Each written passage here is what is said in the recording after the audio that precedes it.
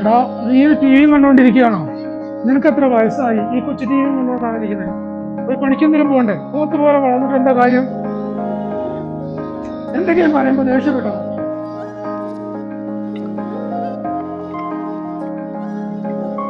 എടാ വാ, ഒരു സ്ഥലം വരട്ടോ, ഞാൻ പറയാം.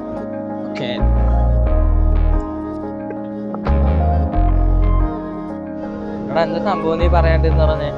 എടാ വീട്ടിലാകെ പ്രഷറായിട്ട് ഞാൻ ഒരു ജോലി നോക്കി. എവിടെ? ബാംഗ്ലൂര്. അപ്പൊ മറ്റന്നാൾ ഞാൻ പോകും.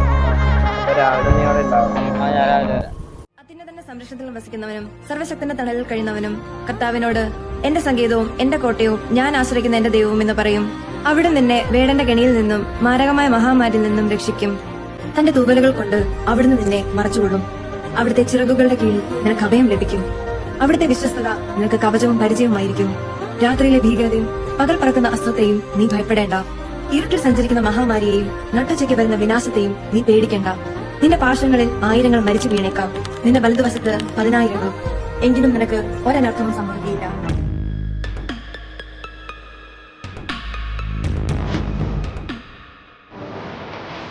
Do you want some? It gives you pleasure, man. Try it.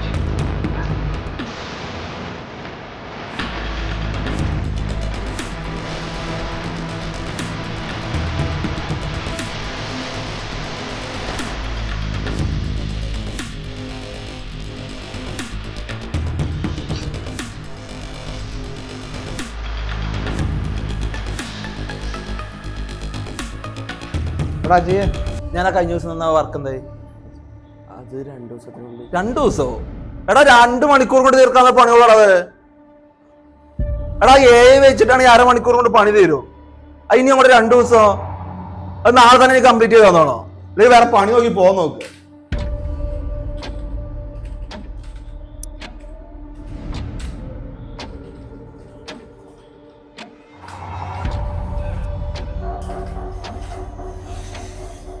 സാറേ എന്താ എത്ര പെട്ടെന്ന് ഇങ്ങനെ ഒരു ആക്ഷൻ?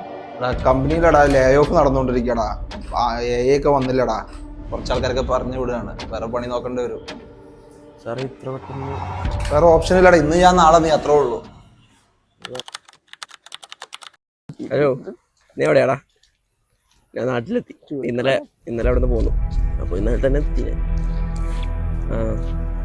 ആ ക്ഷീണം. നീ വൈകുന്നേരം അതേലോ നമുക്ക് കാണാം. ഒരു മിനിറ്റ്. മച്ചാനെ എന്തൊക്കെയുണ്ട്?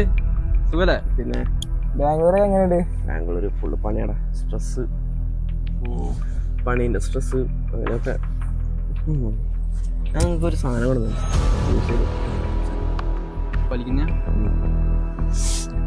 സെറ്റ് ആരും പിടിക്കാൻ നോക്കാം.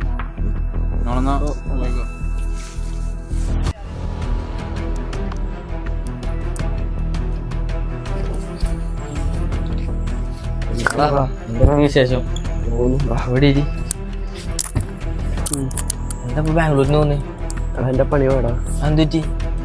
ഫുള്ള് AI ആയിട്ടും അങ്ങനെയൊക്കെ അല്ലേ. അവിടെ ആർക്കായാലും ഇപ്പൊ ഫുള്ള് സ്ട്രെസ്. വീട്ടിൽ പോയോ നീ? വീട്ടിൽ പോയി. വീട്ടിൽ പണി പോയോണ്ട് അവർക്കിതൊന്നും അറിയണ്ടല്ലോ. ഇപ്പോ നിന്റെ പരിപാടി ഇപ്പൊ മരിച്ച പിന്നെ ഇനി കൃഷിയൊക്കെ ഞാൻ നോക്കണം. ഒന്നും അങ്ങനെ ക്ലച്ച് പിടിച്ച് വരുന്നില്ല. നമ്മുടെ അവസ്ഥ അറിയാലോ നിനക്ക്. എൻ്റെ ഒരു സാധനം ഉണ്ട്. മറ്റേ സ്ട്രെസ് അടിച്ചിരുന്നപ്പോ താൽക്കാലികമായി ഒന്ന് ഉപയോഗിച്ചത്. അതൊക്കെ വേണോ? റിസ്ക് അല്ലേ? നീ ഇന്നലെ നിന്റെ സ്ട്രെസ് എന്ന് പറഞ്ഞുകൊണ്ട് ജസ്റ്റ് ഒന്ന് വിളിച്ചത് കഴിഞ്ഞിട്ട് വലിച്ചു സ്ട്രെസ് റിലീഫിന്.